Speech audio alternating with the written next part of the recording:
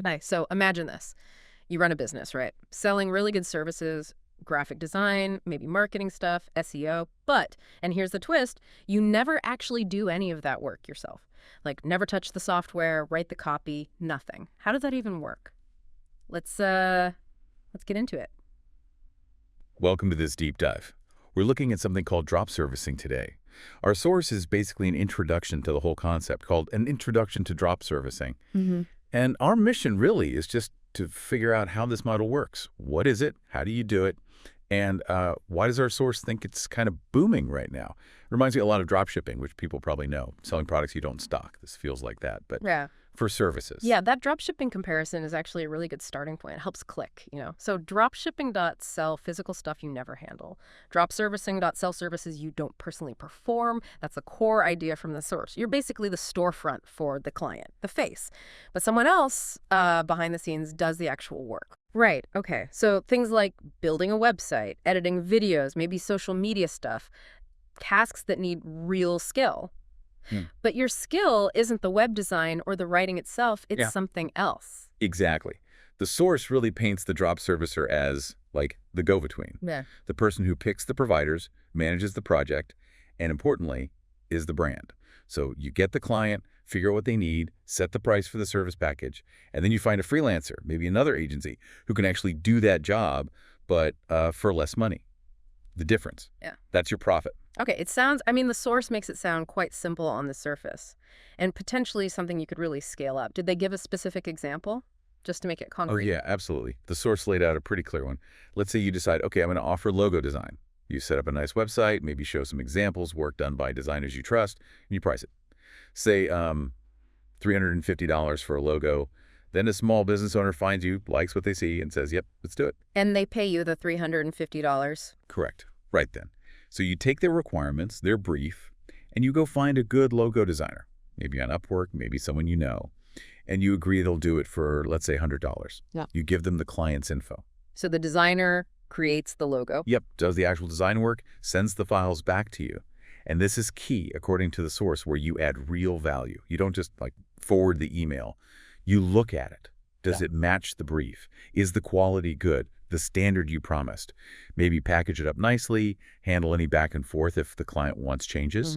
You manage that communication with the designer. Then you deliver the final logo to your client. They had a smooth ride, dealt only with you, your brand. Yeah. The designer got paid.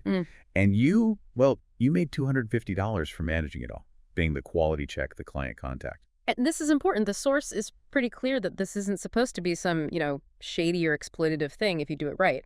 The value you add is real. Yeah, that's probably the biggest takeaway from this source, honestly. Your value isn't the technical skill of the design itself. It's in knowing who does good work reliably. That's curation.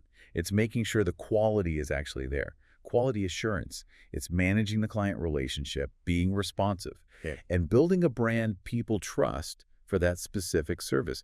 You shift from being the person doing the task to being the person managing the expertise, the trusted orchestrator. And the source talked about specializing too, right? Not trying to do everything. Oh, definitely. Huge point. The successful ones, it says, they niche down. They build a brand around something specific, high value, like podcast editing just for business coaches, or LinkedIn profiles for salespeople, or maybe writing product descriptions for e-commerce. That way you really understand those clients and you know exactly who the best freelancers are for that specific thing. Yeah. They also mention things like white labeling, where you resell services from another agency under your brand. Right. And they even brought up using AI tools in this mix. Yeah, that was interesting. For some services, like, say, writing, you might use an AI to get a first draft going. That could cut down the time and cost for the freelancer you hire.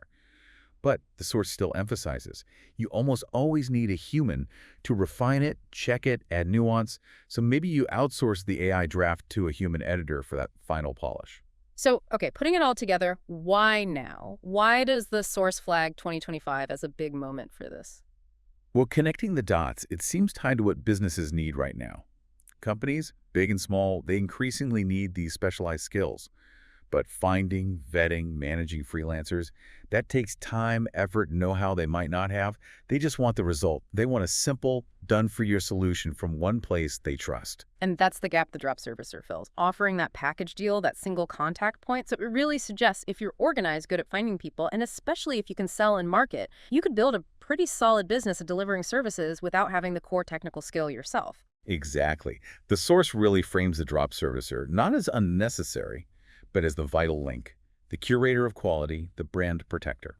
So, bottom line, drop servicing is about mastering the packaging, the marketing, and the management of services done by others. It's less about being the expert doing the work and more about being the expert orchestrator, making sure it all happens smoothly, quality is high, under your brand, the value is connecting the need with the skill, and managing that whole flow. Which does make you think, if you're the curator, the brand, putting together these service packages. Right. So thinking about drop servicing, focusing on selling and managing these outsourced skills, Hmm.